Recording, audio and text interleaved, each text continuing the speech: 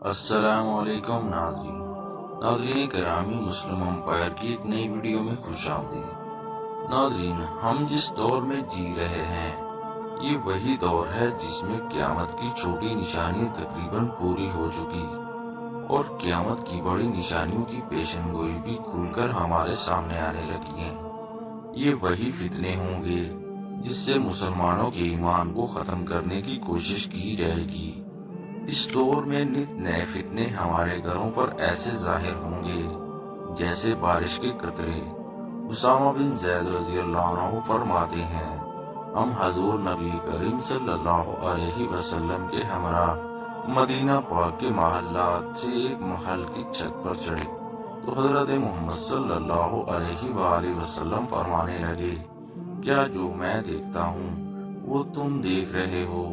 صحابہ کرام رضی اللہ عنہ فرمانے لگے، یا رسول اللہ صلی اللہ علیہ وآلہ وسلم، ہم نہیں دیکھ پا رہے۔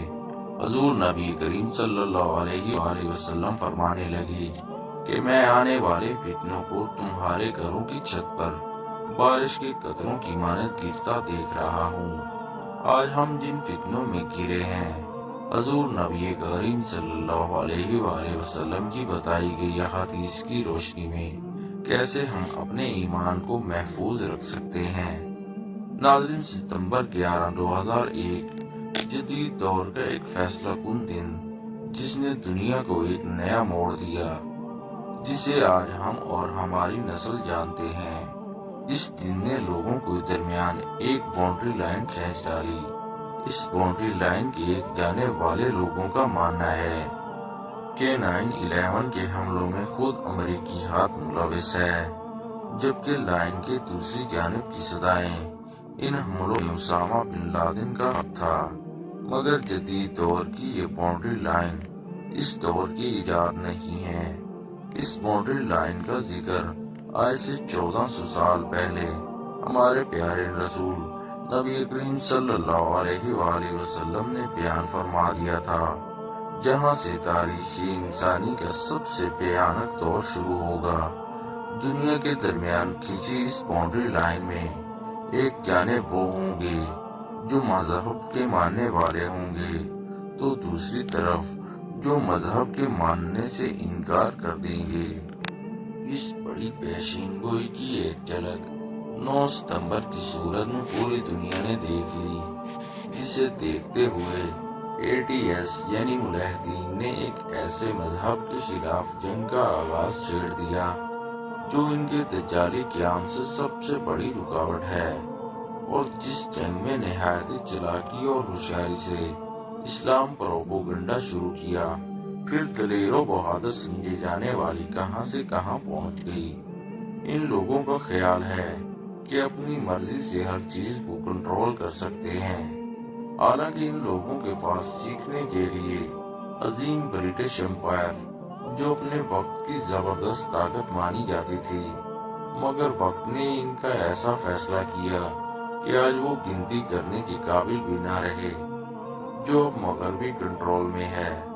ایسا لگتا ہے کہ رسول اکرم صلی اللہ علیہ وآلہ وسلم نے شاید 9 ستمبر کو ہی فتنہ تاریخی فرمایا تھا، اور اس دن سے ہی پوری دنیا کے لیے ایک تاریخ دن کا آغاز ہوا تھا۔ اس فتنے کا خاتمہ دجال کی آمد سے ہوگا، جس کے بعد آئے دن نئے اور اس سے بھی خطرناک فتنوں کا آغاز ہوگا۔ حضرت عبداللہ بن عمر رضی اللہ تعالی عنہ فرماتے ہیں کہ ایک دن ہم لوگ نبی کریم صلی اللہ علیہ وآلہ وسلم کی مجلس مبارک میں بیٹھے ہوئے تھے کہ حضور نبی کریم صلی اللہ علیہ وآلہ وسلم نے آخر زمانے میں شروع ہونے والے فتنوں اور اس کا ذکر شروع فرمایا۔ جہاں پر بہت سارے فتنوں کا ذکر ہوا، وہیں پہ فتنہ اخلاص کا بھی ذکر فرمایا۔ ہم سے ایک شخص عرض گزار ہوا، یا رسول اللہ صلی اللہ علیہ وآلہ وسلم، اخلاص کا فتنہ کیا ہے؟ یعنی یہ کیسا فتنہ اور کس نوعیت میں ظاہر ہوگا؟ حضور نبی کریم صلی اللہ علیہ وآلہ وسلم فرمانے لگے، وہ بھاگنا اور مال کا ناحق حاصل کرنا ہوگا۔ جس کا مطلب ہوا لوگوں کے درمیان آپس میں شدید بغض حسد ہوگا اور لوگ ایک دوسرے سے بھاگیں گے۔ کوئی کسی کی صورت دیکھنے تو کوئی کسی کا ساتھ نبھانے کا روادار نہ ہوگا، بس صرف ایک دوسرے کا مال چھیننے اور دوسرے کا مال ہڑپ کر لینے کے چکر میں ہوگا۔ اس کے بعد فتنہ سراقہ کا ذکر کیا، جس کی تاریکی اور تباہی ایک ایسے شخص کے قدموں سے نکلے گی، یعنی اس فتنے کا تعلق اس شخص سے ہوگا جو میرے اہل بیت میں سے ہوگا۔ وہ شخص یہ گمان رکھے گا کہ وہ کردار کے حوالے سے بھی میرے خاندان سے ہوگا، مگر حقیقت تو یہ ہوگی بھلے وہ نسبت کے اعتبار سے میرے خاندان سے تعلق رکھتا ہوگا، مگر وہ فعل و کردار کے اعتبار سے میرے اہل بیت سے ہرگز نہیں ہوگا۔ نبی کریم صلی اللہ علیہ وآلہ وسلم فرماتے ہیں، اس میں کوئی شبہ نہیں، میرے دوست اور میرے اپنے تو وہی لوگ ہو سکتے ہیں جو متقی اور پرہیزگار ہوں گے۔ پھر اس فتنے کے بعد لوگ اس فتنے کا اعتبار کر کے بیعت کر لیں گے جو پسلی کے اوپر کوئلے کی مانند ہوگا۔ پھر تاریکی کا فتنہ ظاہر ہوگا اور وہ فتنہ اس امت میں سے کسی ایسے شخص کو نہیں چھوڑے گا جس پر اس کا ہاتھ تماچے کے طور پر نہ لگا ہو۔ یہ فتنہ اتنا وسیع اور ہماگیر ہوگا کہ امت کا ہر شخص اس کے اثرات کو محسوس کرے گا، جو ہر مسلمان کو نقصان میں مبتلا کرے گا۔ اور جب یہ کہا جانے لگا کہ یہ فتنہ ختم ہو گیا ہے تو اس کی مدت مزید بڑھ جائے گی۔ یہ بات الگ سے ہے کہ کسی وقت کسی فتنے کا اثر تھوڑا کم ہوتا دکھائی دے گا تو لوگ یہ سوچنے لگیں گے کہ فتنہ ختم ہو گیا، مگر اصل میں ختم نہیں ہوا ہوگا، بلکہ اس کا وقت اور بڑھ جائے گا۔ آدمی صبح ایمان کی حالت میں اٹھے گا تو شام کو کافر بن جائے گا۔ یہ فتنہ انسانی دل و دماغ پر اس قدر غالب ہو جائے گا کہ دن رات انسانی سوچوں میں تبدیلی پیدا ہوتی رہے گی۔ مثال کے طور پر ایک شخص صبح کو ایمان کی حالت میں اٹھے گا کہ کسی مسلمان کی مال جان عزت کو نقصان پہنچانا اسلام میں حلال نہیں، مگر شام ہوتے ہوتے وہ یہ ثابت کرنے کی کوشش میں لگ جائے گا کہ کسی مسلمان کی جان مال اور عزت آبرو کو نقصان پہنچانا، اس کے مال کو ہڑپ کرنا جائز و حلال ہے۔ یہ صورتحال اس طرح جاری رہے گی حتیٰ کہ یہی وجہ لوگوں کو اپنے خیموں تک محدود کر دے گی۔ صورتحال یہ ہوگی کہ ایک خیمہ ایمان کا ہوگا، اس میں نفاق نہیں ہوگا، تو ایک خیمہ نفاق کا ہوگا جس میں ایمان نہیں ہوگا۔ جب یہ بات واضح ہوگی تو اس دن یا اس اگلے آنے والے دن دجال کے آنے کے منتظر رہنا۔ اس طرح حضرت ابو ہریرہ رضی اللہ تعالیٰ عنہ فرماتے ہیں کہ رسول نبی کریم صلی اللہ علیہ وآلہ وسلم نے فرمایا کہ عنقریب ایسے فتنے برپا ہوں گے جس میں بیٹھنے والا کھڑے ہونے والے سے بہتر ہوگا اور کھڑا ہونے والا چلنے والے سے بہتر ہوگا اور چلنے والا دوڑنے والے سے بہتر ہوگا۔ دور سے جھانک کر دیکھے گا تو اسے اپنی لپیٹ میں لے لیں گے۔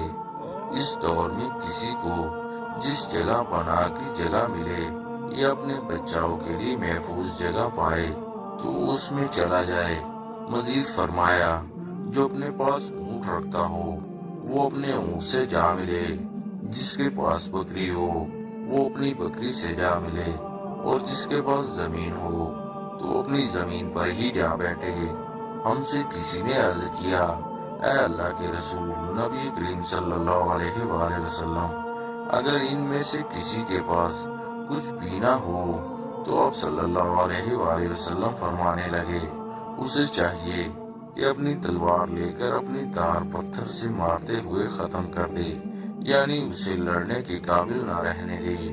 جو بھی انہیں جہاد میں لڑنے کے لیے کہے تو اس کی بات نہ مانے، کیونکہ جہاد کی لڑائی میں استعمال ہو کر جو بھی اس لڑائی میں مارا گیا وہ اپنا ٹھکانہ جہنم میں سمجھے۔ ستمبر 2001 کو دنیا نے دیکھا کہ کیسے مسلمانوں کو مغربی طاقتوں نے اس فتنے میں ڈال دیا اور کیسے مسلمانوں کو مسلمان زمین کے حفاظت کے لیے اکسا دیا کہ وہ اور زیادہ مزاحمت کریں اور دنیا کی نظر میں وہ اور زیادہ دہشت گرد ثابت ہو جائیں، کیونکہ دنیا تو وہی دیکھے گی جو دنیا کے سامنے پیش کیا جائے گا۔ کیا ناظرین رسول اکرم صلی اللہ علیہ وآلہ وسلم کے اس پیشن گوئی کو نہیں دیکھ پا رہے؟ جہاد کے نام پہ مسلمانوں کو مسلمانوں سے لڑایا جا رہا ہے، یا مسلمانوں کے سامنے مسلمانوں کی عزت اور مال جان آبرو کو کچلا جا رہا ہے اور مسلمان مذہب کو دہشت گرد کہا جا رہا ہے۔ ناظرین اللہ پاک ہمیں اس شر سے بچائے اور حضور نبی کریم صلی اللہ علیہ وآلہ وسلم کے راستے پر چلنے کی توفیق عطا فرمائے۔ ناظرین آج کے لیے بس اتنا ہی، ملتے ہیں نیکسٹ ویڈیو میں۔ اللہ حافظ۔